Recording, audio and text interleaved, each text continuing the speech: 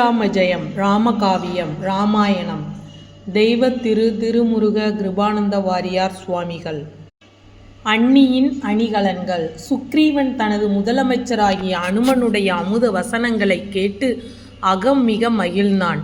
தொலைவில் நின்று பகவானை உற்று நோக்கினான். அவருடைய திருமேனியையும் திருவருட்பொழிவையும் கண்டு அப்படியே நிலைத்து நின்று விட்டான்.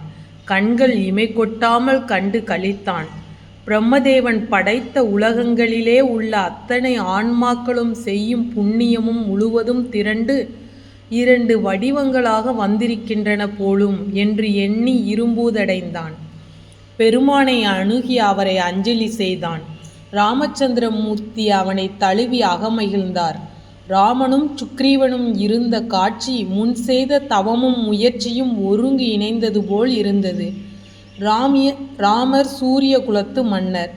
இவன் சூரியகுமாரன். இனம் இனத்தோடு சேர்ந்தது. அன்றியும் சுக்ரீவன் மனைவியை வாலி கவர்ந்து கொண்டான். ராமபிரான் மனைவியை ராவணன் கவர்ந்து கொண்டான். மனைவியை பிரிந்து வாழ்கின்றவர்களுக்குத்தான் மனைவியை பிரிந்த கவலை தெரியும். ஆதலால் இந்த இருவரும் ஒன்றுபட்டிருந்தனர். சுக்ரீவன் ராமரை நோக்கி, கருணைக்கடலே, தங்களை நான் துணையாக பெற்றேன். நான் பெருந்தவம் செய்திருக்கின்றேன். ஆதலால் தேவரீருடைய துணை எனக்கு கிடைத்தது. இந்த வகையில் என்னைப் போல் தவம் செய்தவர் எவரும் இல்லை என்றான். ராமர், அன்பனே, மதங்காசிரமத்தில் சபரி என்ற சகோதரி உன்னுடைய குணநலன்களை எனக்கு உரைத்து உன்னை அடையுமாறு கூறினாள். நான் உன்னை நாடி வந்திருக்கிறேன் என்றார். சுக்ரீவன், ஐயனே, என் அண்ணனாகிய வாலி குற்றஞ்செய்யாத என்னை அடித்து உதைத்து நொறுக்கி ஓட ஓட விரட்டி என்னை துன்புறுத்தி கொள்ள முயற்சி செய்தான். இம்மலைக்கு வந்தால் என் அண்ணன் தலை 1000 துண்டாக வெடிக்கும். இது மதங்க முனிவரின் சாபம். ஆதலால் இம்மலையில் சுகம் இன்றி வாழுகின்றேன். என்னை காப்பது தங்கள் கடன் என்றான். ராமச்சந்திரமூர்த்தி அவனை கட்டி தழுவி, சுக்ரீவா, இன்று முதல் நீ எனக்கு தம்பி. தசரத சக்கரவர்த்திக்கு 6 புதல்வர்கள். உனக்கு உற்றவர் எனக்கும் உற்றார். உனக்கு பகைவர்கள் எனக்கு பகைவர்கள். உனக்குள்ள இன்ப துன்பங்கள் எனக்கும் உள்ளனவாகும். இது உண்மை என்று கூறி ஆறுதல் செய்தார். இவ்வாறு ராமர் சுக்ரீவனுக்கு அபயம் தந்தவுடன் வானவர் மலர்மலை பொழிந்தார்கள். அனுமார் புலாங்கிதமடைந்தார். வானர வீரர்கள் ஆரவாரம் செய்து மகிழ்ந்தார்கள். எல்லோரும் சுக்ரீவன் இருக்கும் குகைக்கு சென்றார்கள். சுக்ரீவன் தன் இருப்பிடத்துக்கு வந்து ராமருக்கு ஆசனம் தந்து அடிவணங்கி பாக்கு மடலில் கொம்பு தேனை விட்டு மாப்பழா வாழை முதலிய கனிகளை திருத்தி எம்பெருமானுக்கு உவகையுடன் தந்து உண்பித்தான். ராமர் எண்ணுகின்றார், இல்லற நெறியில் மனைவியோடு வாழ்கின்றவன் விருந்தினருக்கு மனைவியை கொண்டு உணவு படைக்க வேண்டும். அதுதான் விதி. மனைவி இருக்க ஆண்கள் படைப்பது விதியாகாது. அங்கே சுக்ரீவனின் மனைவி உணவு படைக்கவில்லையே என்று கருதி, தம்பி, மனைவாழ்வுக்கு துணை செய்யும் மனைவியை நீயும் பிரிந்திருக்கின்றனையோ என்று கேட்டார். ராமருடைய இன்னுரையை கேட்ட சுக்ரீவன் கண் கலங்கி நின்றான். சத்திய வசனத்தை உடைய அனுமர் கூறுவராயினார். எம்பெருமானே, வானுலகில் நிகழ்ந்த ஒரு விழாவில் ஆதித்தனுடைய தேர்ப்பாகனாகிய அருண பகவான் பெண் குரங்கு வடிவெடுத்தான். அப்பொழுது அப்பெண் குரங்கை இந்திரன் மருவி பிறந்தவன் வாலி. அப்பெண் குரங்கை ஆதித்தன் மருவி பிறந்தவன் சுக்ரீவன். வாலியும் சுக்ரீவனும் சகோதரர்களாய் 70 வெள்ளம் வானர சேனைகளுடன் கிட்கிந்தையை அரசு புரிந்து வந்தார்கள். வாலியின் மனைவி தாரை, சுக்ரீவன் மனைவி ருமாதேவி. திருமாலின் அம்சமாகிய உபேந்திரன் அங்கதனாக வந்து பிறந்தான். வாலி அளவில்லாத வலிமையை உடையவன். தன்னை எதிர்த்து போர் புரிவரின் வலிமையில் பாதி வலிமை அவன் பால் எய்தும். இது சிவபெருமான் கொடுத்த வரம். தேவரும் அசுரர்களும் பார்க்கலடை படனால் கடைந்தும் அமிர்தம் தோன்றாமையால் வருந்தினார்கள். சிவபூஜை செய்யும் பொருட்டு அங்கே சென்ற வாலி ஒருவனே பார்க்கடலை கடைந்து அமிர்தம் தோன்றுமாறு செய்தான். ஆதிதேசன் கிடந்து தாங்கும் உலகை இவன் நடந்து தாங்குவான். அவனுடைய மார்பில் முருகனுடைய வேலும் செல்லாது. அவனுடைய வாள் செல்லாத இடத்தில் மட்டும் ராவணனின் செங்கோல் செல்லும். ஒரு சமயம் மாயாவி என்ற கொடிய அரக்கன் வாலியிடம் போர் செய்து தோற்று ஒரு பிளத்துவாரத்தில் ஒளிந்து கொண்டான். அவனை துரத்தி கொண்டு வாலியும் பிளத்துவாரத்தின் உள்ளே சென்றான். பிளத்துவாரத்தினுள் வாலியும் மாயாவியும் 28 மாதங்கள் போர் புரிந்தார்கள். அண்ணனுக்கு துணை செய்ய சுக்ரீவனும் பிளத்துவாரத்துக்குள் நுழைய முயன்றான். வானர வீரர்கள் தடுத்து நிறுத்தினார்கள். மாயாவியை வாலி கொன்றான். அவனது உதிரம் பிளத்தின் முகப்பில் கொப்பளித்து வந்தது. அதை கண்டு அஞ்சிய வானரர்கள் சிறு சிறு குன்றுகளை கொண்டு வந்து பிளத்துவார முகப்பை அடைத்து சுக்ரீவனை கொண்டு போய் அரசனாக முடிசூட்டினார்கள். சுக்ரீவன் பலமுறை மறுத்தும் வானரர்கள் கேட்கவில்லை. வாலி மாயாவியை வதைத்துவிட்டு முகப்பில் அடைத்திருந்த குன்றுகளை காலால் உதைத்து துகளாக்கி இதைச் செய்தவன் சுக்ரீவன் என்று கருதி அவனை அடித்து இடர்படுத்தினான். சுக்ரீவன் வாலியின் காலில் விழுந்து, அண்ணா, என்னை கோபிக்காதே, இதை நான் செய்தேனில்லை. தாங்கள் இருக்க நான் அரசு புரிவேனா? தலையிருக்க வாளாடுமா? நான் உனக்கு என்றும் அடிமை என்று கூறியும் வாலி சினந்தணிந்தான் இல்லை. 8 திக்குகளிலும் உதிரம் சிந்த விரட்டி விரட்டி அடித்தான். இம்மலைக்கு வந்து உயிர் தப்பினான். சுக்ரீவனுடைய மனைவி ருமாதேவியையும் வாலி தனக்கு மனைவியாக்கி களங்கப்படுத்தி கொண்டான். தம்பிக்கு தன் அரசை கொடுத்து தயாநிதியாகிய ராமர் இதனை கேட்டு பொறுப்பாரோ? அவரது கண்கள் சிவந்தன, மணி அதரம் துடித்தது. சுக்ரீவா, வாலி இருக்குமிடம் காட்டு, அவனை கொன்று உனக்கு முடிசூட்டுவேன் என்று கூறினார்.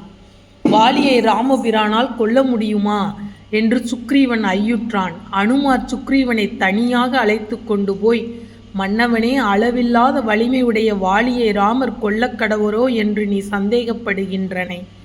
வானலாவிய மரங்களை ராமருடைய கணை துளைக்குமானால் வாலியின் மார்பையும் துளைக்கும். நாம் இதனை சோதித்தறியலாம் என்று கூறினார். இருவரும் சேர்ந்து போகின்ற வழியில் வானலாவிய 7 மரங்கள் நின்றன. கல்லினும் இரும்பினும் வலியதாக இருந்தன. சுக்ரீவன் ராமரை நோக்கி, இந்த மரங்களை துளைக்க இயலுமோ என்று வினவினான். ராமர் தமது ஆற்றலை இவன் சோதிக்க எண்ணுகிறான் என்று எண்ணி கோதண்டத்தை எடுத்து 8 திசையும் செவிபட நானொலி உண்டாக்கினார். அதை கேட்டு வானவர்களும் 8 திக்கில் ஓடி ஒளிந்தார்கள். லட்சுமணர் ஒருவர்தான் அஞ்சாமல் நின்றார். மற்றவர்கள் உடலும் குடலும் நடுங்க ஓடினார்கள். ரகுநாதர் சிறந்த பானத்தை ஏவினார். அது 7 மரங்களையும் துளைக்க அந்த 7 மரங்களும் வேரோடு வீழ்ந்தன. 7 என்ற எண்ணிக்கையுடைய 7 முனிவர்களும் 7 கடல்களும் 7 மாதாக்களும் 7 மேகங்களும் 7 உலகங்களுடன் 7 மலைகளும் 7 குதிரைகளும் அஞ்சி 7 என்ற எண்ணிக்கையில் ராமர் பானம் துளைக்குமோ என்று நடுங்கி நின்றன. இதை கேட்ட சுக்ரீவன், ஒரு மரத்தை துளைப்பதே அரிது, ஒரே பானத்தால் 7 மரங்களையும் துளைத்தார் என்றால் இது மிகவும் பாராட்டுக்குரியது. இந்த மரங்களை துளைத்து கணை வாலியின் மார்பையும் துளைக்கும் என்று ஐயம் தீர்ந்தான். ராமரை துதி செய்தான். துந்துபி. பின்னர் அவர்கள் போகிற வழியில் துந்துபி என்ற எலும்பு மலை போல் கிடைந்தது. ராமர், சுக்ரீவா, இது என்ன எலும்பு என்று கேட்டார். சுக்ரீவன், ஐயனே, துந்துபி என்ற கொடிய அரக்கன் மலை போன்ற கரிய பெரிய வடிவை உடையவன். வாலியிடம் போருக்கு வந்தான். வாலி அவனுடன் கடும் போர் புரிந்து அவனை கொன்றான். அவனுடைய உதிரம் எங்கும் சிந்தின.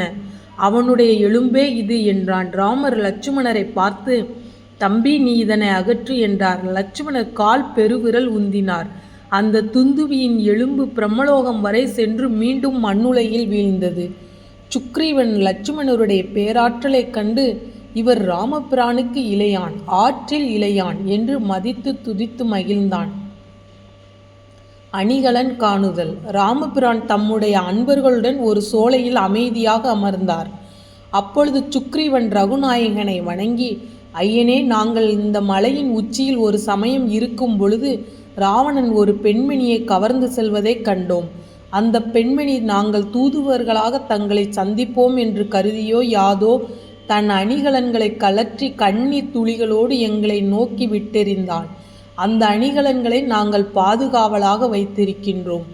எம்பெருமானே, அதனை கொண்டு வந்து காட்டுவேன். அது அம்மையின் அணிகலன்களா என்று பாருங்கள் என்று கூறி சீதாதேவியின் அணிகலன்களை கொண்டு வந்து பெருமான் திருமுன் வைத்தான். ராமர் அந்த அணிகலன் பொதியை அவிழ்த்து கண்ணுற்றார். அவை அனைத்தும் தேவியின் அணிகலன்கள். இவை அத்திரி முனிவரின் அருந்தவ பத்தினியாகிய அனுசூயை தேவிக்கு தந்தவையாகும்.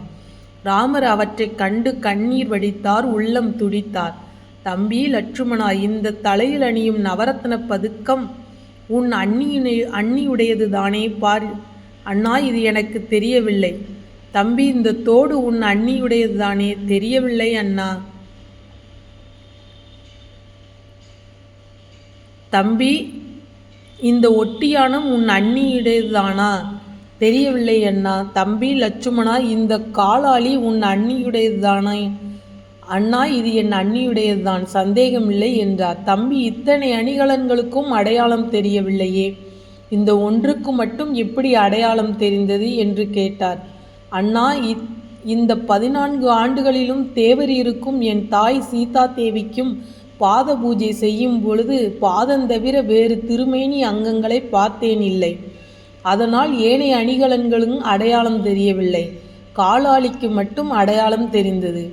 இந்த வசனத்தை சுக்ரீவன் முதலியோர் கேட்டு, இவரல்லவோ தம்பி, இப்படி இருந்தால் தானே இருக்கலாம் நம்பி, இவர் நற்குண நம்பி, ஒழுக்கத்தில் தங்க கம்பி என்று பாராட்டினார்கள். ராமர், ஆதித்தன் மகனே, அருமை நண்பனே, சீதை துன்பத்தால் துள்ளி துடித்து இந்த நகைகளை முடித்து உங்கள் பால் எரிந்தனளோ, இதைவிட துன்பம் வேறு எனக்கு உண்டா? கற்புடைய பெண்கள் கணவனை இழந்த பின் அணிகலன்களை கலற்றி எறிவார்கள். நான் இருக்கவே சீதை அணிகலன்களை கலற்றி எறிந்தனளே, இதனால் நான் மாண்டேனோ? இதனால் எண்ணுந்தோறும் உள்ளம் முளைகின்றது. சுக்ரீவா, என்னுடைய முன்னோர்களாகிய சகரர்கள் கடலை தோண்டினார்கள். அதனால் அது சாகரம் என்று பெயர் பெற்றது. என் குலத்து மூதாதையராகிய பகீரதன் விண்ணிலிருந்து கங்கா நதியை மண்ணுலகிற்கு கொண்டு வந்தார். கங்கை பாகீரதி என்று பெயர் பெற்றாள். என் தந்தையாகிய தசரதர் சம்பாராசூரனை கொன்று இந்திரனுக்கு பொன்னுலகை வழங்கினார். இத்தகைய அரிய பெரிய ஆதித்தன் குலத்தில் பிறந்த நான் தாலி கட்டிய மனைவியின் துன்பத்தை களையாமல் வில்லையும் பழிச்சொல்லையும் தூக்கி கொண்டு அலைகின்றேன் என்று பலவாறாக புலம்பி அழுதார். அனுமர், எம்பெருமானை தொழுது நீங்கள் வருந்தாதீர்கள். வாலியை கொன்று சுக்ரீவனுக்கு முடிசூட்டிவிட்டால் எழுது வெள்ளம் வானரங்களும் நம் வசமாகும். நாம் சீதையை தேடி ராவணனை கொன்று சீதையை சிறை மீட்கலாம். வாலிவதம் நாளை செய்யலாம் என்றார். எல்லோரும் இளைப்பாறினார்கள்.